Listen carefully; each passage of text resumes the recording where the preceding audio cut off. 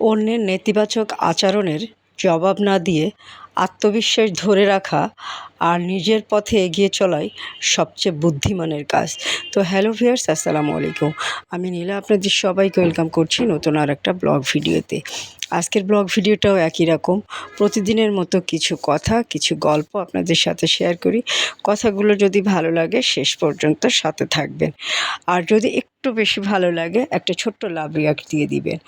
তো আজকে যেটা বলছিলাম, আমরা অনেক সময় এমন মানুষের সঙ্গে মিশি যারা বাইরে থেকে বন্ধুসুলভ, কিন্তু ভিতরে ভিতরে আপনার সাফল্য বা জনপ্রিয়তাকে সহ্য করতে পারে না।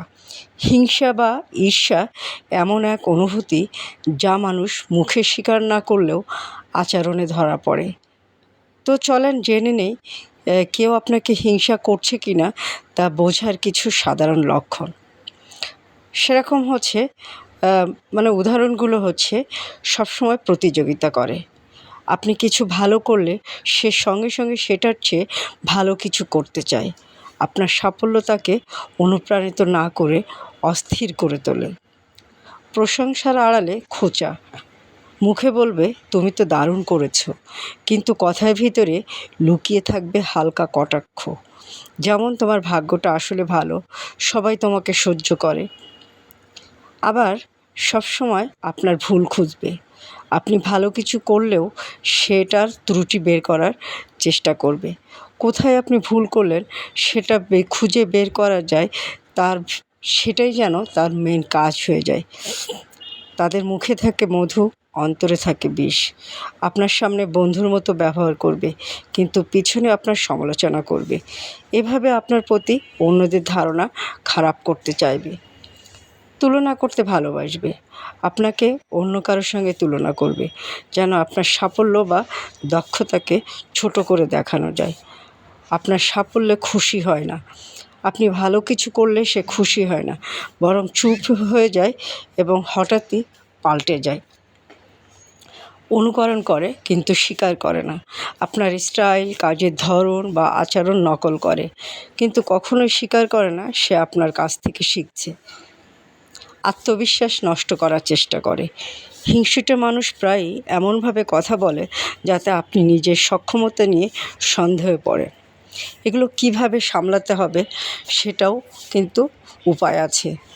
কারোর হিংসার কারণে নিজের মন খারাপ করে ফেলার কোনো দরকার নেই। শান্ত থাকুন, নিজের উন্নতিতে মন দিন। মনে রাখবেন, হিংসা সাধারণত নিজের অনিশ্চয়তা থেকেই জন্ম নেয়।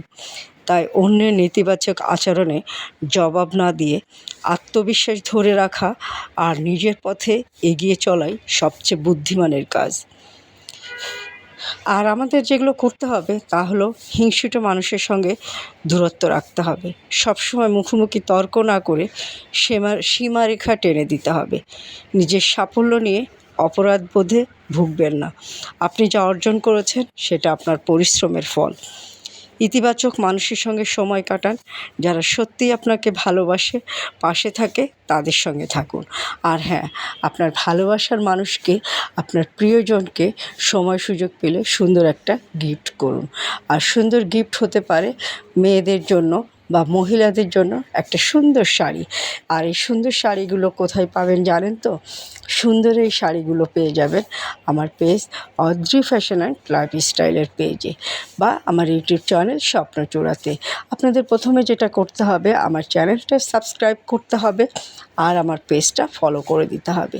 সুন্দর সুন্দর শাড়ি পরতে হবে, হিংসা পরিত্যাগ করতে হবে। হিংসা বর্জন করে কাউকে সুন্দর একটা শাড়ি গিফট করে দিবেন, দেখবেন মনও ভালো হয়ে যাবে। পরিবার পরিজন সবার সাথে মিলেমিশে থাকতে হবে। আত্মীয় স্বজন, বন্ধুবান্ধব, সহকর্মী যারা আছে সবার সাথেই বন্ধুসুলভ আচরণ করতে হবে।